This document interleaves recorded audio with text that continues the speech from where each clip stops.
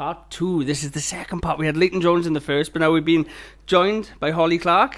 How are we doing? I'm good, thank you. How are you? I'm not too bad, yeah. We've also got Leighton Jones here as well. He's still sticking around. We can't get rid of him. So what's going on? Well, not much really. We're stuck at home in COVID. So, I mean, there's a lot of music going on in the house. I bet, yeah. I was going to say, like, you do much writing between the both of you? So Leighton does all the writing and I do all the singing. That means I make all the noise in the house.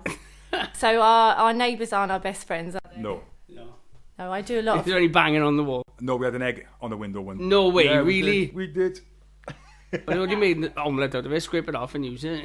That was me. That was the opera singing. Yeah, no. Actually, it was something we were doing with guitar. So because my background is something different to Leighton, but he's more soul, and I've trained classically. I bet that comes together lovely though. Yeah, so we've collaborated and we did a few lockdown live shows.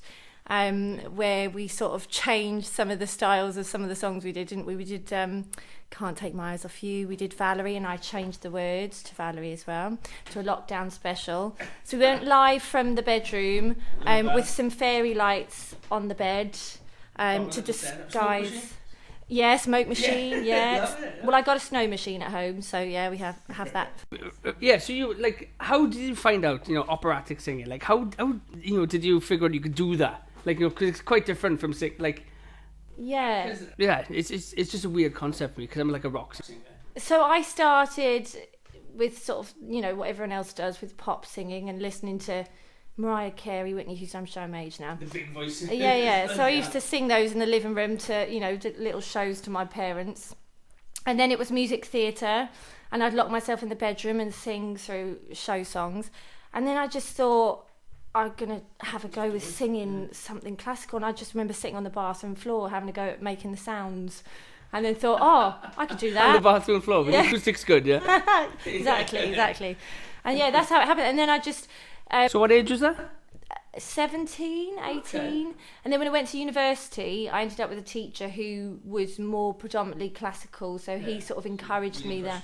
That's it, yeah. Amazing. Yeah. As you can tell, I'm not from Wales.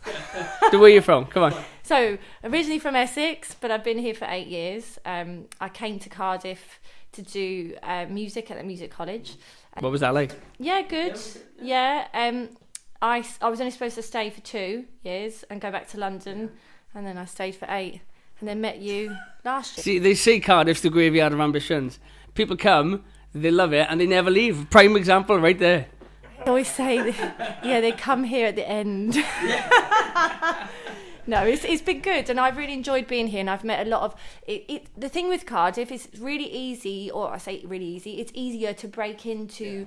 music and meet people and network a lot quicker here than it is. It's a small goldfish bowl community, really, isn't it? Yeah. Which is nice in a way. Yeah. But so we got a couple of tracks from you. You do. Yeah. So so tell us about the first one. What is the first one you're going to play? I've got it written down. It's going to be the one I can't pronounce, to be honest, because Tom wrote it down, and you're going to have to say it for me. Okay. So this, I thought I'd throw this in. I mean, because the way I market myself is that I switch and I cross over different styles. That's what I like to be able to not that I'm on a mission, but I want to prove that it's possible to sing opera and pop. Yeah, don't put me in a box. Exactly, and so this track or this piece is from La Bohème, which is one of the most famous operas written by Puccini. It's the piece that's called Mazzetta's Waltz, but it's Quando me vo soletta, which is in Italian. Basically, yeah, you should know what it means as well. So it's about a woman who she's called Mazzetta as her character, and she just says how when she goes out walking on the streets that everyone stares at her because she's just beautiful, etc. A bit like me, really, isn't it, Leighton? Yeah. and then she essentially, she's a good person. She's got a good heart, and that comes across in the song, I think, as well. Right, well, we're going to go listen to that now. Here we go. Yeah, can you say the name first before we actually go into it? Oh, yeah. What's it called? Oh, what's it? Quando me vo soletta. You bugger. Right, this is Emily Clark. No, what? Holly Clark. No, we're gonna cut that bit out. Where did Emily Clark come from? No, I had to have you that one, sorry. My head's gone. So who is it? Holly Clark. Arc FM. Alternative Radio Cardiff, Arc FM.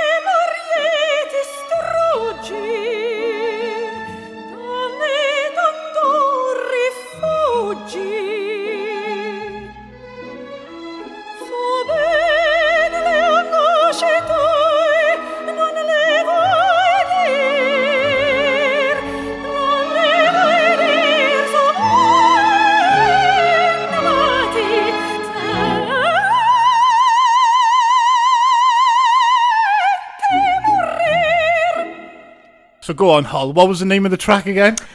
Quando me vo soletta. Oh, you sing that absolutely beautifully. Thank you. My pleasure. Oh, it sound like in a Cardiff accent. So, right, let's talk about Christmas, because I know there's some very exciting news coming. I know you and Leighton Rafferty are working on a Christmas album together. So, would you tell us a little bit about that? Yeah, of course. So, not to be confused with Leighton Jones, my partner. You've got a lot of Leightons in your life, haven't you, Hol? I do. So Leighton Rafferty, he's another singer, very good singer, based in Cardiff as well. Him and I formed a duo back in 2013, and we've been singing for weddings and putting on concerts ever since. And obviously, say again. What's the duo called? So we were called Cantorion Cariad, which is, we want to appeal to the Welsh market, and then realised nobody speaks Welsh. So Yeah, that's true. So we changed the We'll name. have to try and promote it a bit more in like North Wales or something. Yeah, so it meant the Love Singers, but we thought, well, that's a bit naff in English, so we called ourselves the Masquerade Singers, because we do a lot of singing waiter stuff and weddings where you're in disguise. So so that's where it came from. And Masquerade also because Leighton's he's based from, his history in singing is musical theatre too. So we kind of thought Masquerade, go to the Phantom of the Opera type vibe. So Christmas, so the album we are currently working on together is a Christmas album, because we're not able to do the Christmas shows that we would normally do. Could we get you on for a Christmas special? Yeah. That would be good to have Leighton on the show as well. The other Leighton.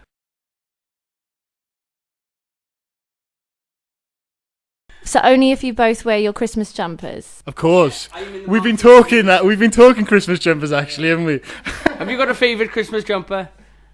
Or you get a new one every year? So mine says Happy Holiday. Oh, I like that.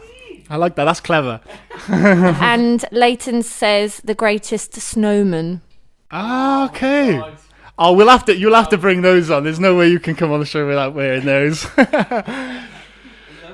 Cool. So what's the name of the track we're about to play? Oh, okay, so this is a Christmas classic. Everyone knows the Christmas song. If you think of Christmas, you think of Nat King Cole's crooner-type voice and chestnuts roasting. It's just one of those tracks. We wanted to make this album very acoustic and very exposed and quite simple so that people feel like they're listening to somebody singing in their living room, you know? Because some Christmas songs are over the top with the bells and all the production. So, yeah, it'd be nice to have like a nice raw version. And just before we play the track as well, you did mention the pianist who plays with you as well. Yeah, so Felix Swerber, if I get that right, sorry Felix. He's really talented pianist. He is only 20 years old, and yeah, he played live when we recorded. So what you're going to hear is sort of a raw, unedited, non-mastered version at the moment of the track that we recorded live with piano. Was it a one-take wonder? No.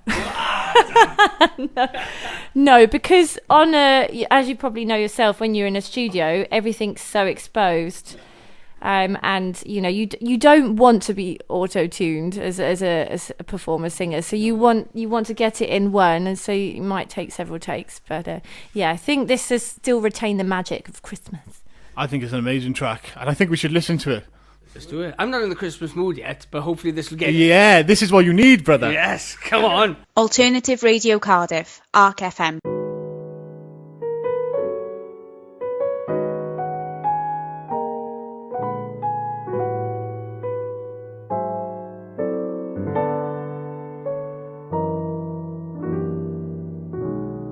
Chestnuts roasting on an open fire, Jack Frost nipping at your nose, Yuletide carols being sung by a choir, and folks dressed up like Eskimos. Everybody knows a turkey and some mistletoe help to make the season bright. Tiny tots with their eyes on a glow will find it hard to sleep tonight. They know that Santa's on his way. He's loaded lots of toys and goodies on his sleigh. And every mother's child is gonna spy To see if reindeer really know how to fly. And so I'm offering this simple phrase To kids from 1 to 92. Although it's been said many times, many ways, Merry Christmas to you.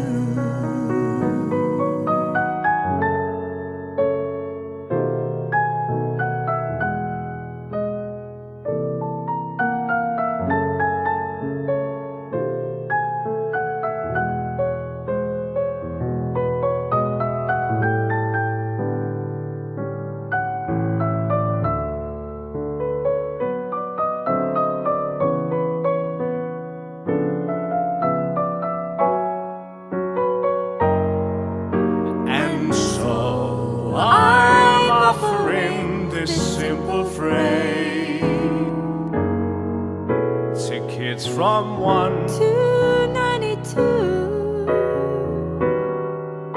Although it's been said many times, many ways.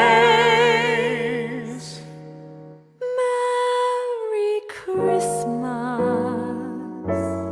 Merry Christmas. Merry Christmas to you.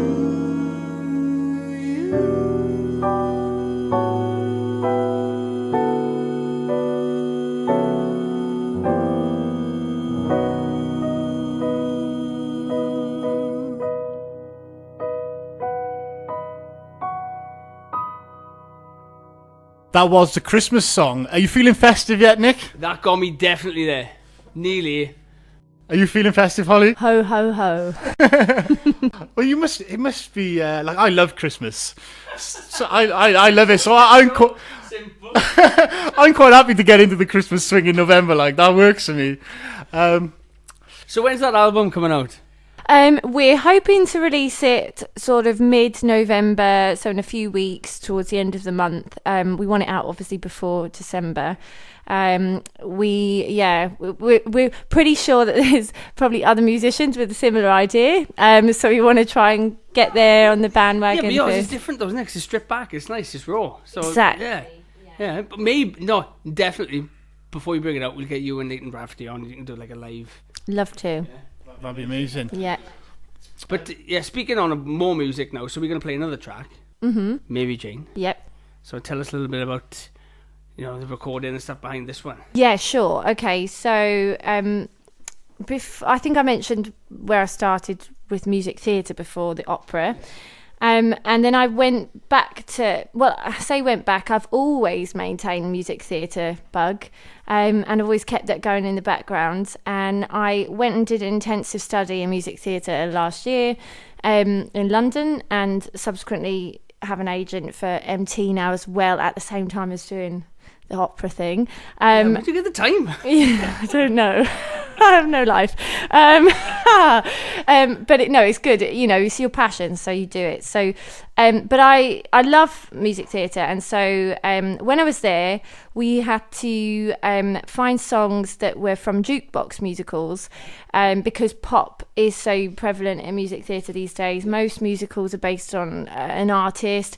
You've got things like 9 to 5, then you've got like And Juliet, you've got Back to the 80s. They all incorporate songs from major artists in the 20th century and current as well. So Mary Jane is from Jagged Little Pill, which is a new Broadway musical, and it's based on Jagged Little Pill, the album by Alanis Morissette.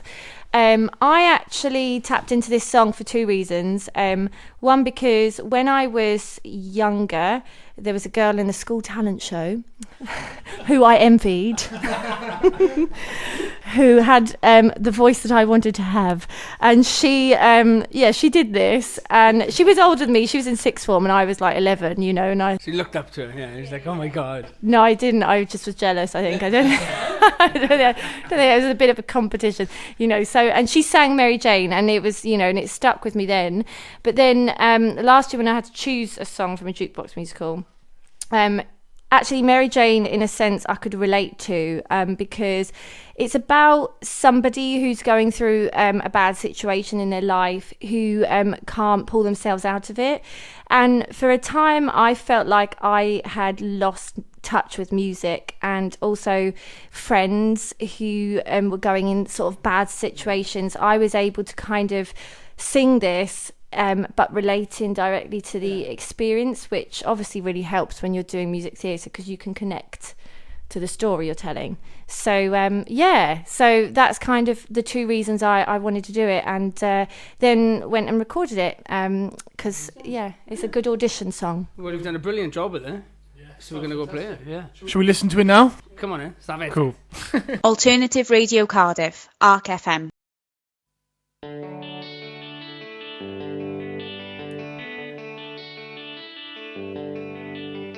What's the matter, Mary Jane? Had a hard day as you place that don't disturb sign on your door.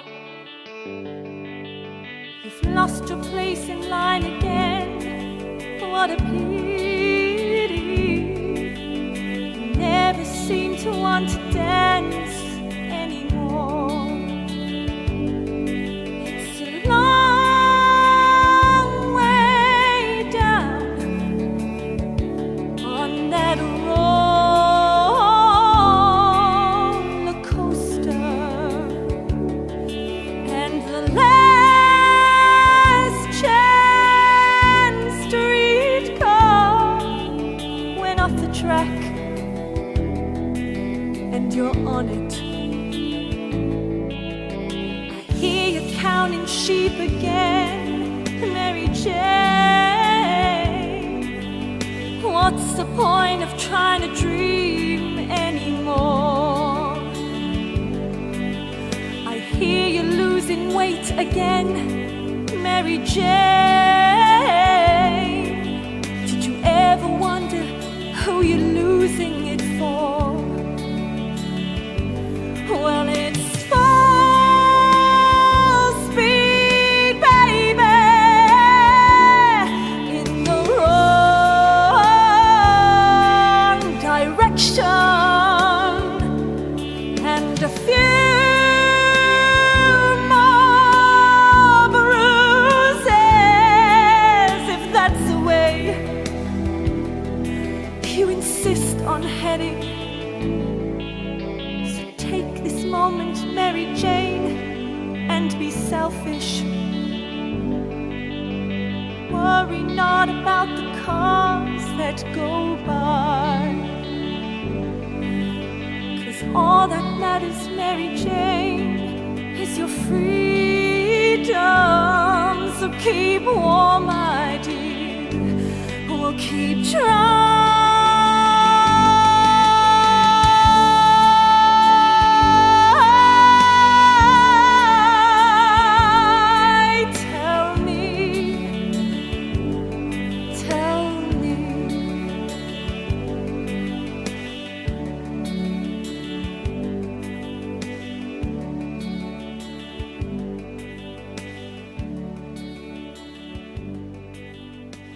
So that was A Mary Jane by Holly Clark. Guys, thank you so much for coming on to Alternative Radio Cardiff. It's been amazing.